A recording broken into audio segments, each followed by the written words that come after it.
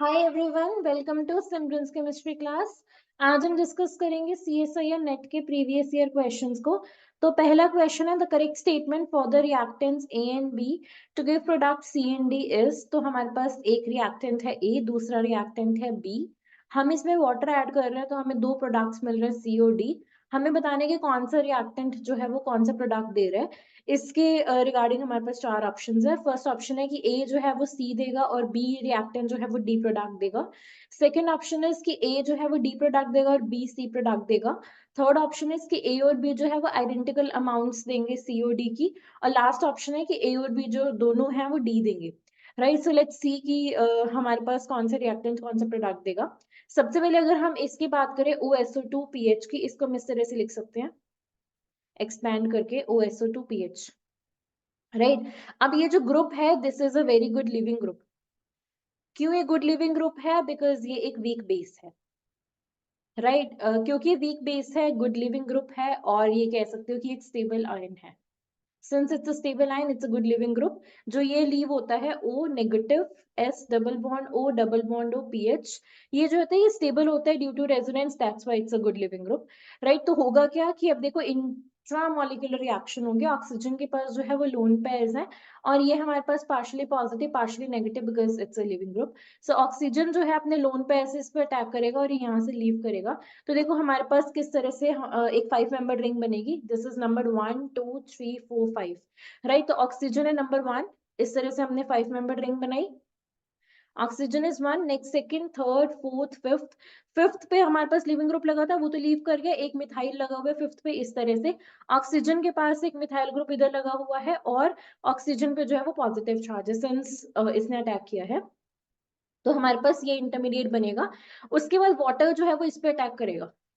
Right, उसके बाद water इस पर अटैक करेगा। नाउ द पॉइंट इज कि ये तो था ए से, जो ए से हमारे पास इंटरमीडिएट आया, बी से भी हमारे पास इसी तरह का इंटरमीडिएट आएगा बिकॉज अगेन ऑक्सीजन के पास लोन पेयर्स है और ये एक लिविंग ग्रुप है। This is partially negative, this is partially positive, oxygen इस पर अटैक करेगा और ये लीव करेगा। तो हमारे पास 1 2 3 4 5 अगेन 5 मेंबर रिंग बनेगी। ऑक्सीजन ने अटैक किया है तो उस पर आएगा positive charge. Right, oxygen number 1 है और ऑक्सीजन पे एक मिथाइल ग्रुप ऑलरेडी लगा हुआ है। फिर second carbon, third carbon, fourth carbon, fifth carbon. Right, और सेकंड कार्बन पे हमारे पास जो है इस तरह से मिथाइल लगा हुआ है। तो ये आया हमारे पास बी से। राइट, तो बी रिएक्टेंट से हमारे पास ये इंटरमीडिएट आया। ए से हमारे पास ये आया। देखोगे तो दोनों जो है वो जो दोनों जो इंटरमीडिएट्स हैं दे आर आइडेंटिकल। राइट, तो हमारे पास ए और बी से सेम आ रहा है, उसके बाद वाटर अटैक कर रहा है, तो इसका क्या मतलब है कि हमारे पास दोनों से सेम प्रोडक्ट आएगा। राइट, अब देखते हैं कि क्या प्रोडक्ट आएगा। सिंस वाटर अटैक कर रहा है तो वाटर के पास दो ऑप्शंस है कि वो इस रूट से भी अटैक कर सकता है, विच इज रूट ए। यहाँ से अटैक करेगा तो यहाँ से रिंग ओपन होगी। राइट, नेक्स्ट वाटर जो है वो ए यहाँ से भी अटैक कर सकता है इस साइड से। इधर से अटैक करेगा तो रिंग इस तरह से ओपन होगी, this is route number B. कहीं से भी अटैक कर सकता है बट द पॉइंट इज कि जो रूट बी है वो हमें SN2 प्रोडक्ट देगा क्योंकि लेस हिंडर्ड साइड है।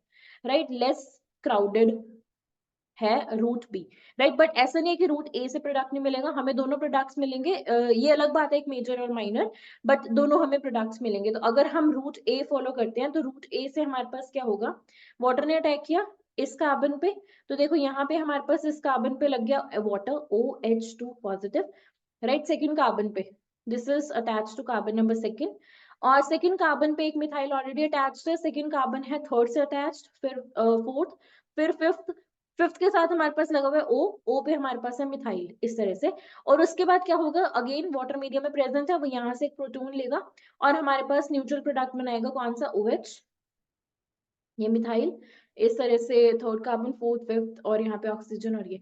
तो हमारे पास कौन सा प्रोडक्ट आया, यहाँ से हमारे पास प्रोडक्ट आया सी। दिस इज प्रोडक्ट सी, क्योंकि हमने अटैक किया कराया है रूट ए से, तो रूट ए से हमारे पास जो है वो सी प्रोडक्ट मिला।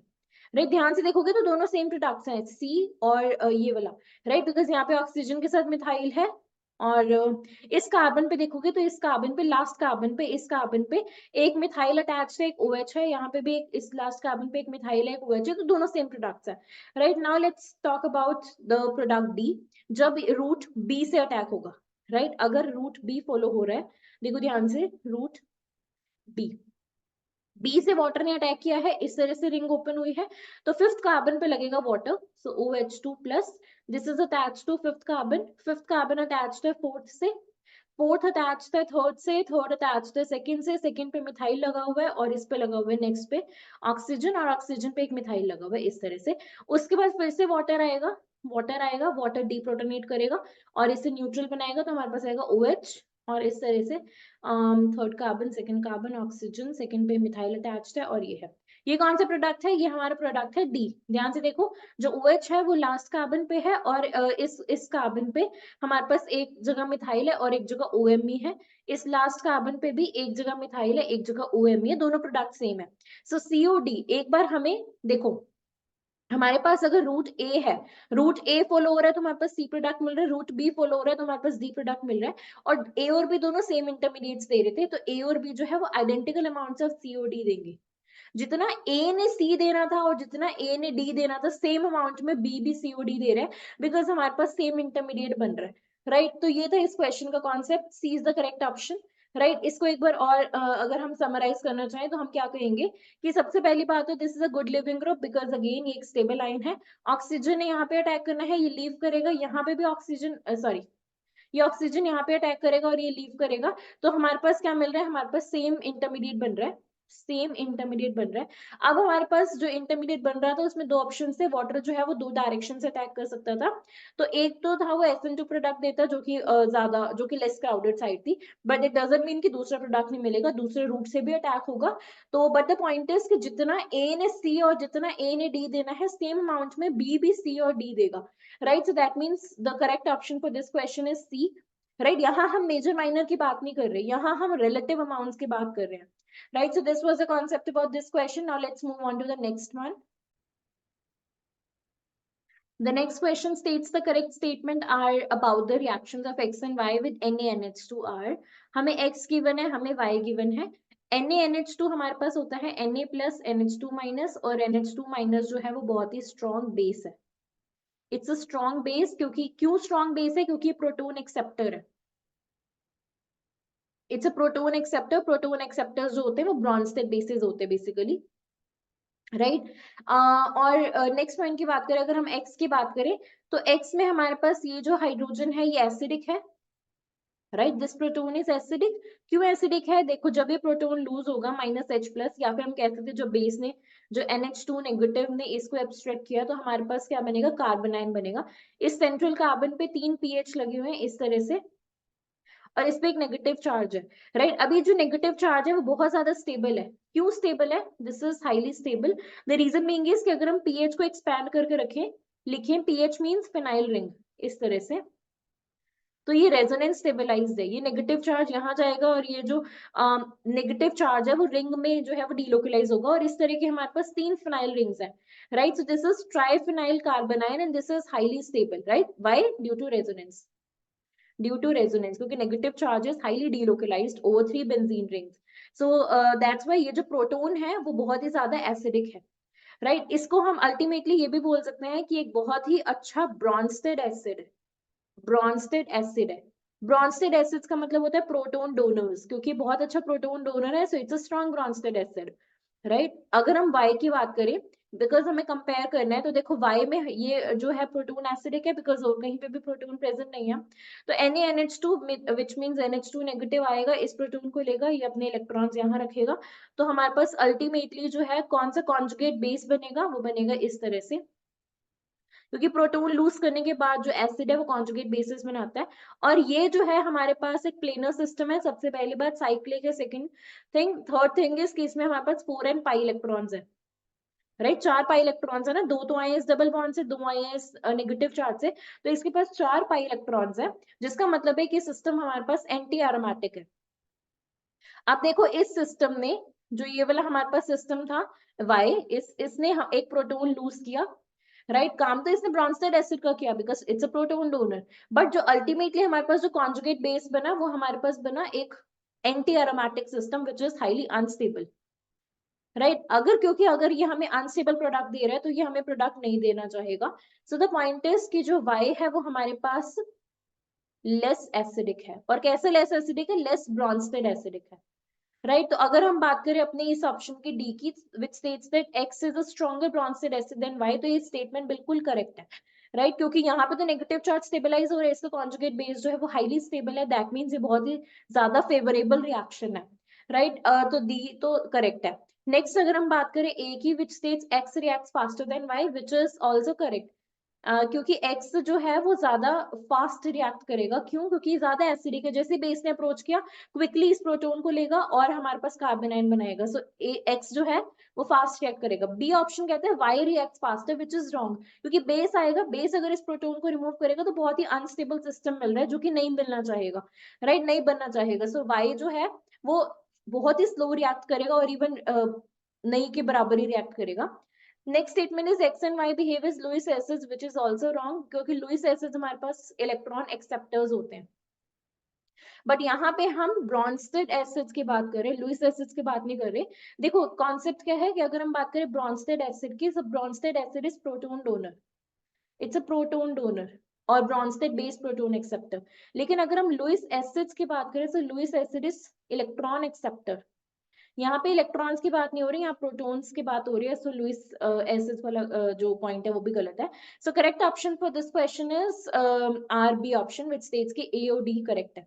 Right, so this was the concept about this question. That's it for this one, and now let's check out the next question. The next question states in the following compound the stereochemical descriptor for Ha and Hb is, so देखो ये हमारे पास एक system दिया हुआ है, बाइनेफ्थाइल system है क्योंकि दो नेफ्थलीन रिंग्स हैं, और यहाँ पे हमारे पास एच और एच बी है। एक जो एच है वो वेज पे है, means this is towards you, H B is away from you. हमें बताना है कि एनेंशियोटॉपिक, डायस्टीरियोटॉपिक, होमोटॉपिक या कॉन्स्टिट्यूशनल हेटेरोटॉपिक, क्या रिलेशनशिप है इस एच और एच बी के बीच में। सो दिस इज द क्वेश्चन। जब भी हमें ये चेक करना होता है ना कि इनका क्या रिलेशन है, हम यूज करते हैं group displacement method. Group displacement method का क्या मतलब होता है कि हम एक केस में तो एक बार तो एच ए को जो है वो रिप्लेस कर देते हैं एक्स से, दूसरी बार एच बी को रिप्लेस कर देते हैं हम एक्स से। राइट, एक बार इसको करते हैं, दूसरी बार इसको करते हैं, और देखते हैं कि जो हमारे पास रिजल्टिंग सिस्टम बना उसमें क्या रिलेशनशिप है। तो सबसे पहले हम काम करते हैं कि हम अपने एच ए प्रोटोन को किसी एक्स ग्रुप से रिप्लेस करते हैं। राइट, क्योंकि ये जो सेंटर है ना, ये हमारे पास प्रो कायरल सेंटर है, मीन्स ये जो सेंटर है ये अभी कायरल नहीं है, बट जब मैं डिस्प्लेस करूंगी किसी भी प्रोटोन को एक ग्रुप से तो एक कायरल सेंटर बन जाएगा। राइट, तो उस केस में देखते हैं कि हमारे पास क्या सिस्टम बनेगा। देखो ये हमारे पास दो, वन सेकेंड, तो हमारे पास दो नेफ्थलीन, क्योंकि बाइनेफ्थाइल सिस्टम है तो हमें इस तरह से ड्रॉ करना है। सेम रहेगा, बाकी सब कुछ सेम रहेगा, कोई भी चेंज नहीं है। ये जो शेडेड पोर्शन है दिस रिप्रेजेंट्स कि दिस इज टुवर्ड्स यू, और यहाँ से हमारे पास फिर से दो बेंजीन रिंग्स हैं, फ्यूज्ड रिंग्स हैं, और इस तरह से है। राइट, और ये जो है साइड है ये है टुवर्ड्स यू। नाउ इस कार्बन पे हमारे पास OH है, और एच ए को मैंने रिप्लेस किया एक्स से, और एच बी जो है वो एज इट इज है। नेक्स्ट केस में मैं एच बी को रिप्लेस करूंगी एक्स से, तो देखो क्या बनेगा, अगेन सेम चीज की, फटाफट इसको ड्रॉ कर लेते हैं। दो सिस्टम्स हैं, दोनों एज इट इज रहेंगे, रिंग्स पे कोई इफेक्ट नहीं पड़ेगा। ये रिंग शेडेड है इस तरह से, इस तरह से, और ये हमने ड्रॉ कर लिया है। अब हम अपने कायरल प्रो कायरल सेंटर की बात करते हैं, जो कि अब कायरल हो गए। यहाँ पे CH2OH एज इट इज रहेगा, यहाँ पे हमारे पास OH है, यहाँ पे H है, और यहाँ पे हमारे पास X है। राइट, इसको हम H लिख सकते हैं नॉर्मली। अगर मैं इन दोनों के बीच में रिलेशनशिप देखूं तो देखो सब कुछ सेम है। राइट, ये एक दूसरे की मिरर इमेज नहीं है, क्यों? क्योंकि यहाँ पे X जो है वो अबव है, यहाँ पे जो X है वो बिलो है। अगर मैं इसको उठा के इसके ऊपर रखूंगी तो सुपर इम्पोज करेगा, बट यहाँ पे ये दोनों सुपर इम्पोज नहीं करेंगे, that means this is not a mirror image, not mirror image. हम ये नहीं कह सकते non super imposable, but this is not a mirror image, क्योंकि सब कुछ सेम है, बट यहाँ पे x और यहाँ पे इनकी पोजीशन डिफरेंट है, so these are not even mirror images of one another. यहाँ पे मिरर भी लगाओगे तो हमें ये नहीं मिलेगी। राइट, तो इसका क्या मतलब है कि ये दोनों के बीच में रिलेशनशिप क्या हुआ, डायस्टीरियोटॉपिक का। So correct answer for this question is B. और इसको इस तरह से भी कॉइन कर सकते हो कि हमारे पास ये जो दोनों हमने ड्रॉ किए हैं ग्रुप्स डिस्प्लेस करके, तो ये दोनों आपस में डायस्टीरियोमर्स हैं। Right, since these are diastereomers, so that means ये जो प्रोकैरियल सेंटर है वो हमारे पास कैसा है, ये जो दो प्रोटॉन्स है प्रोकैरियल सेंटर पे डायस्टीरियोटॉपिक प्रोटॉन्स है, क्योंकि इन दोनों के बीच में रिलेशनशिप डायस्टीरियोमर्स है. And diastereomers means those two isomers which are not even mirror images of one another, which are not even mirror images of one another. Right, इस तरह से हमें डिसाइड करना होता है कि क्या रिलेशनशिप है. और ये एनएमआर के अकॉर्डिंग बहुत ज्यादा इंपॉर्टेंट टॉपिक है, बिकॉज जो डायस्टीरियोटॉपिक प्रोटॉन्स होते हैं वो डिफरेंट सिग्नल्स देते हैं. इसका डिफरेंट सिग्नल आएगा, इसका एक डिफरेंट सिग्नल आएगा. राइट, तो इस तरह से इसकी इंपॉर्टेंस है. Now let's move on to the next one. The next question states the major product formed in the following reaction is. तो हमारे पास ना एक टोसाइल हाइड्रोजोन गिवन है. Tosyl, this is tosyl, this is hydrazone. Right, तो और हमने इसमें फर्स्ट स्टेप में ऐड किए हैं एन ब्यूली और उसके दो इक्विवेलेंट्स. और नेक्स्ट स्टेप में हमने डीएमएफ ऐड किया है. DMF is what, this is dimethyl formamide.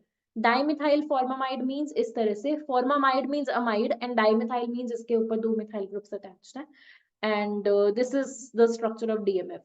Right, और ब्यूली हमारे पास क्या है, ये हमारे पास बहुत ही स्ट्रॉन्ग बेस है. राइट, तो बेस का क्या काम होता है, बेस का काम होता है प्रोटॉन्स एब्स्ट्रैक्ट करना. अब इसमें दो इक्विवेलेंट्स हमने ऐड किए हैं तो दो जगह से प्रोटॉन निकालेगा. राइट, अब हमें देखना है कि कौन सी पोजीशन से निकालेगा, बट उससे पहले हम अगर इस रिएक्शन की बात करें तो एक नेम रिएक्शन है जिसका नाम है शैपिरो रिएक्शन. राइट, तो जो कि बैम्फोर्ड स्टीवंस रिएक्शन का एक वेरिएशन है. Right, so this is a very important name reaction. अगर हम इसकी बात करें तो इसमें हम क्या करते हैं, सबसे पहले मैं शैपिरो रिएक्शन को एक्सप्लेन करूंगी, फिर हम इसकी बात करेंगे. तो हम इस केस में ना एल्डिहाइड्स और कीटोन्स लेते हैं. राइट, एल्डिहाइड्स और कीटोन्स के टोसाइल हाइड्रोजोन्स बनाते हैं. टोसाइल हाइड्रोजोन्स बनाते हैं किस तरह से, हम इसमें NH2 NH TS इस तरह से हम यूज करते हैं, टोसाइल हाइड्रोजोन्स बनाएंगे. राइट, तो उसके बाद हम क्या करेंगे, उसके बाद हम इसमें दो इक्विवेलेंट्स जो है वो बेस के ऐड करेंगे. अब ये बेस LDA भी हो सकता है, ये बेस हमारे पास जो है वो एल्काइल लिथियम भी हो सकते हैं, कुछ कोई भी बेस यूज कर सकते हैं स्ट्रॉन्ग बेस, पर उसके दो इक्विवेलेंट्स यूज करेंगे. राइट, तो और इसके बाद हमारे पास अल्टीमेटली जो प्रोडक्ट मिलेगा वो हमें मिलेगा एल्कीन.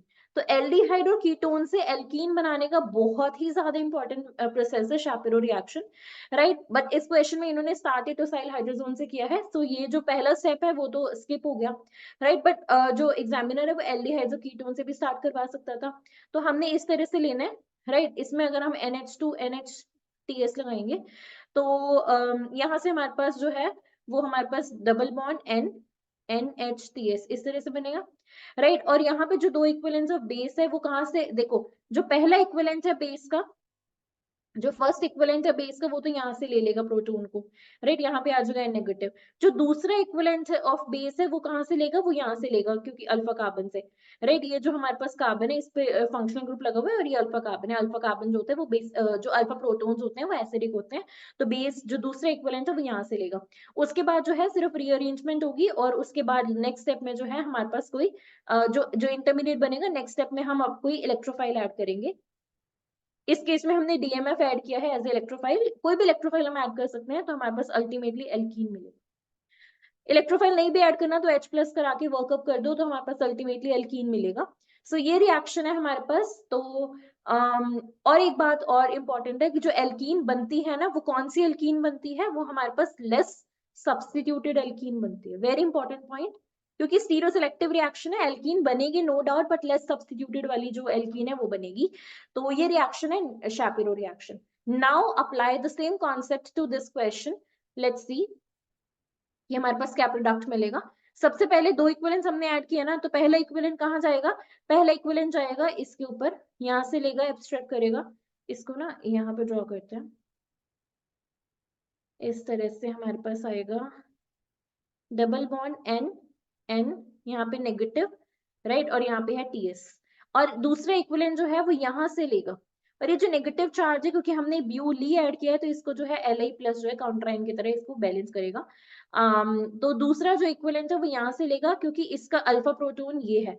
राइट, अगर यहाँ पे देखोगे अल्फा कार्बन यहाँ है बट यहाँ पे कोई प्रोटॉन नहीं है, और वैसे भी ब्रिज हेड पे कभी भी एल्कीन बनती नहीं है. तो जो दूसरा इक्विवेलेंट है बेस का वो यहाँ से लेगा और यहाँ पे हमारे पास क्या मिलाएगा, क्या बनाएगा, नेगेटिव चार्ज. उसको बैलेंस करने के लिए Li+ आ जाएगा. राइट, तो नेक्स्ट स्टेप में हमारे पास क्या होगा, देखो ध्यान से, इसको हम इस तरह से लिख सकते हैं। इसको मैं प्रॉपर्ली ड्रॉ करती हूँ, उसके बाद हम देखेंगे एरो मूवमेंट्स को।